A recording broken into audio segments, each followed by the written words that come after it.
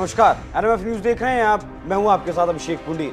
देश में 60 साल राज करने वाले परिवार को गुमान था कि उनका कोई कुछ नहीं बिगाड़ सकता, लेकिन इस वक्त देश में जो इंसान सत्ता संभाल रहा है उसने प्रण लिया है कि भ्रष्टाचारियों को छोड़ा नहीं जाएगा। उसी का नतीजा है कि गांधी परिवार अब बुरी तरीके से घिर चुका है। जैसा कि आप जानते हैं कि गांधी परिवार नेशनल हेराल्ड के मामले में घिरा है और 2000 करोड़ के घोटाले का मामला है। मतलब सीधे तौर पर कहा जाए तो अब तलवार गांधी परिवार पर लटक चुकी है, क्योंकि ईडी साल 2022 में राहुल गांधी और सोनिया गांधी से पूछताछ कर चुकी है और अब ईडी ने यंग इंडिया नाम की कंपनी की 752 करोड़ की संपत्ति जब्त कर ली है और ये यंग इंडिया है, इसके 76% हिस्सेदार राहुल गांधी और सोनिया गांधी में।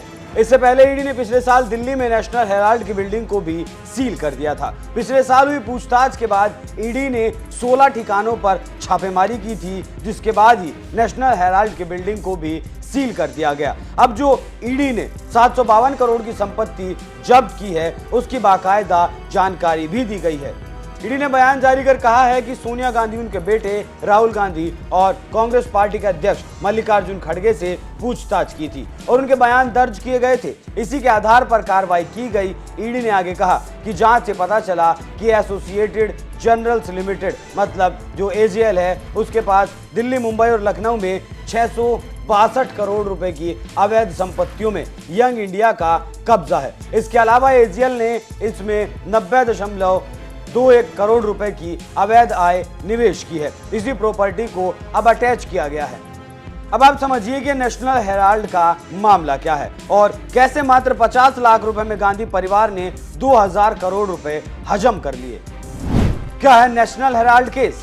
दरअसल बात 2012 की है, जब बीजेपी नेता सुब्रमण्यम स्वामी ने यह मामला उठाया था। उसके बाद ईडी ने यंग इंडिया एजेएल को केंद्र में रखते हुए मनी लॉन्ड्रिंग का केस दर्ज किया। केस में सोनिया गांधी, राहुल गांधी और कांग्रेस के ही मोतीलाल वोरा, ऑस्कर फर्नांडिस, सैम पित्रोदा और सुमन दुबे को आरोपी बनाया गया था। दरअसल एजेएल पर 90 करोड़ का लोन था, लेकिन इस लोन को खत्म करने के लिए एक सॉलिड प्लानिंग की गई। प्लानिंग ये की गई कि 90 करोड़ के लोन का अधिकार एक नई कंपनी यंग इंडिया बनाकर उसे दे दिया गया, वो भी मात्र 50 लाख रुपए में। मतलब एजेएल की 2000 करोड़ रुपए की जो प्रॉपर्टी थी उसका अधिकार 50 लाख रुपए में यंग इंडिया को दे दिया गया, जिसमें उसके शेयर्स भी शामिल थे। सुब्रमण्यम स्वामी का यह आरोप था कि नेशनल हेराल्ड को चलाने वाली एजेएल कंपनी पर कांग्रेस के बकाया 90 करोड़ के लोन को चुकाने के लिए राहुल, सोनिया की यंग इंडियन लिमिटेड ने 50 लाख रुपए का भुगतान किया। इसके बाद कांग्रेस ने एजेएल के बाकी बचे 79.50 करोड़ रुपए का लोन माफ कर दिया। आरोप यह भी है कि 2010 में 5 लाख रुपए में बनी यंग इंडियन लिमिटेड की संपत्ति कुछ ही सालों में बढ़कर 800 करोड़ के पार चली गई। लेकिन इस मामले में एक और ट्विस्ट तब आया जब इनकम टैक्स डिपार्टमेंट ने कहा कि यंग इंडिया लिमिटेड में राहुल गांधी को शेयरों से 154 करोड़ रुपए की कमाई हुई और इनकम टैक्स पहले ही 2011 और 12 में यंग इंडिया लिमिटेड को 249.15 करोड़ रुपए के टैक्स के भुगतान का नोटिस जारी कर चुका था। लेकिन सवाल ये भी है कि राहुल गांधी तो खुद कहते हैं कि उनके पास तो खुद का घर तक नहीं है, तो फिर जो 150 करोड़ से ज्यादा कमाए गए वो आखिर कहां गए? लेकिन गांधी परिवार के पास इसका कोई जवाब नहीं है। जो नेशनल हेराल्ड कभी 5000 स्वतंत्रता सेनानियों की मदद से बनाया गया था, उसे कैसे 50 लाख रुपए में गांधी परिवार ने अपनी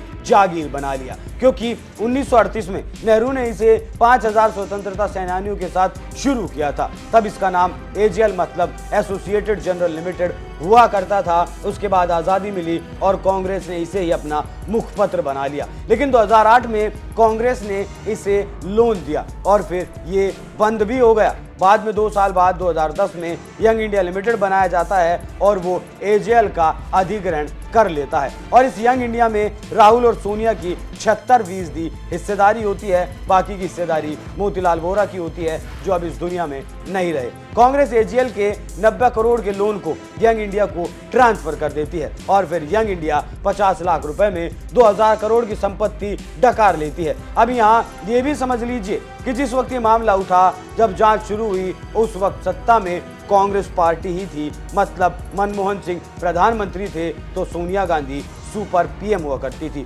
तभी से जांच चल रही है। तो ये जो लोग, कांग्रेस के जो लोग गला फाड़ फाड़ कर ये कह रहे हैं कि मोदी झूठी कार्रवाई करवा रहे हैं, वो सरासर झूठ बोल रहे हैं, क्योंकि मामला तो उन्हीं की सरकार में उठा था। मामला आज का कोई नया मामला नहीं है, लेकिन हाँ, अब इस बात की संभावना जरूर प्रबल हो जाती है कि आगे कार्रवाई सख्त होने वाली है, क्योंकि राहुल और सोनिया दोनों बेल पर बाहर हैं और अब गिरफ्तारी की तलवार परिवार पर लटकी हुई है। तो उम्मीद है आपको पूरा मामला समझ आ गया होगा कि कैसे 50 लाख में 2000 करोड़ रुपए हजम कर लिए गए और सरकार थी तो 90 करोड़ भी माफ कर दिए गए। और ये जो लोग आज चिल्लाते हैं कि मोदी ने व्यापारियों का इतना लोन माफ कर दिया, उतना लोन माफ कर दिया, वो बताएं कि अब जब उनकी सरकार थी तब एजेएल का 90 करोड़ रुपए कैसे माफ कर दिया गया और मात्र 50 लाख रुपए में ये चक्रव्यूह रचकर 2000 करोड़ रुपए की संपत्ति कैसे हजम कर ली। लेकिन अब ईडी धीरे धीरे कार्रवाई में जुटी है।